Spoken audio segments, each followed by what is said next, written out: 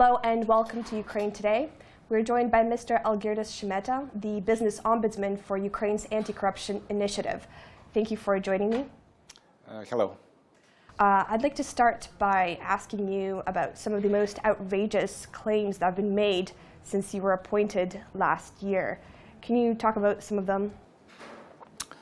We started our core activity on 20th of May 2015, and since then we received more than 226 complaints from various businesses, small, large, local and international businesses. And it was a wide range of issues which they raised in these complaints. So as soon as a claim comes to your institution, what are some of the first steps that you take in order to root out the actual cause of the problem in the claim? We make a preliminary assessment of the complaint in 10 working days, but usually we do it much quicker. Its maximum limit 10 working days, and during this preliminary assessment, we assess whether the complaint meets our eligibility criteria. We have several eligibility criteria.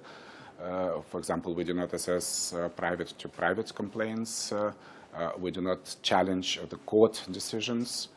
There is a requirement that complainant has to go through at least one administrative appeal procedure until he or she can complain to us. And there is a statute of limitation, which amounts to 1 year. Do you believe that the government does an effective job of an investigation, or do you have some examples of claims where the government stepped in? So far, of course, we try to make investigations on our own and actually to achieve the appropriate results. And we have already some results. For example, large amounts of VAT have been refunded to several businesses for the amount of more than 50 million hryvnias. We achieved that criminal law enforcement authorities they closed criminal investigation against the business. We also achieved that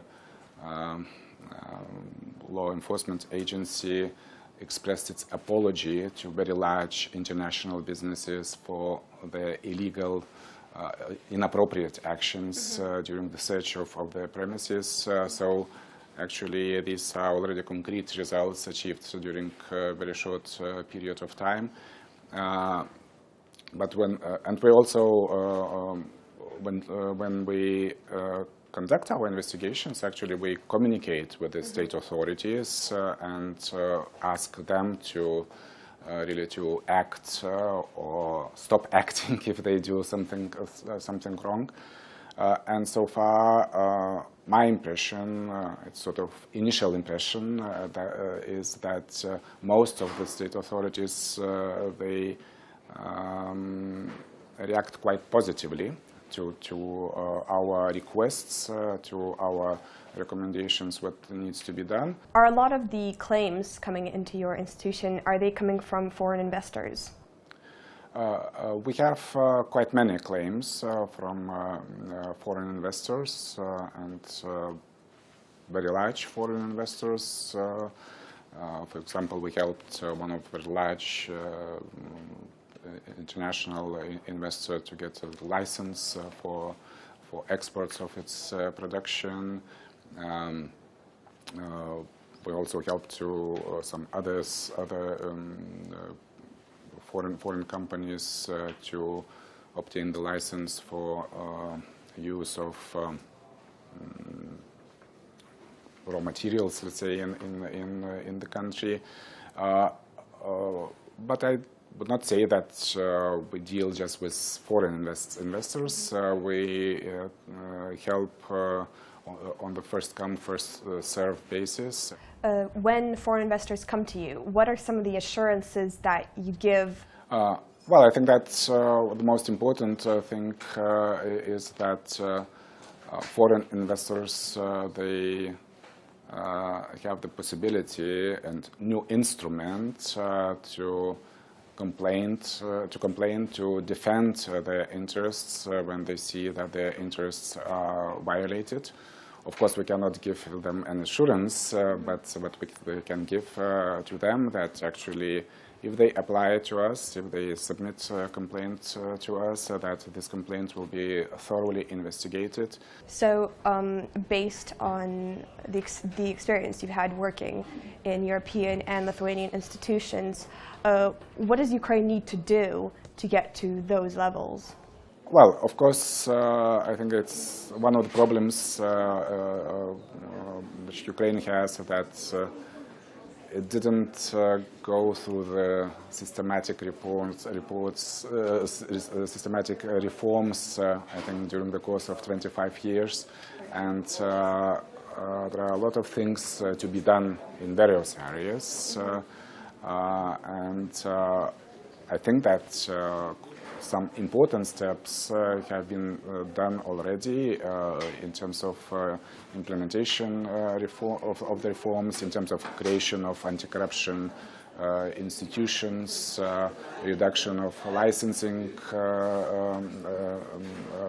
requirements, problems with Naftogaz, problems with banking sector, and so on. So these are big achievements. Also, sort of introduction of electronic communication between citizens and the government authorities. I think it's also a very important development, and it's broadening. And probably I cannot talk about all the reforms which have to be done, but if one looks from the business perspective, I think that there are still several key reforms which have to be implemented as soon as possible. And first of them, and most important, in my view, is the reform of the civil service, comprehensive reform of the civil service. Actually, at present, we face the situation when, particularly at the lower level of administration, actually civil servants feel like bosses of businesses and society, while society and businesses are treated as servants for those civil servants, while it should be the opposite. So actually it's civil service which should serve society and businesses. And this reform, I think, is one of the crucial reforms, which also business raise as an important precondition for the implementation of all other reforms. I also think that it's very important to reform various controlling agencies, actually, and transform them from agencies which punish, or always try to find where to punish businesses, to the agencies which provide support and service to businesses, how to comply with various security, safety requirements, which is sort of standard practice in the Western economies.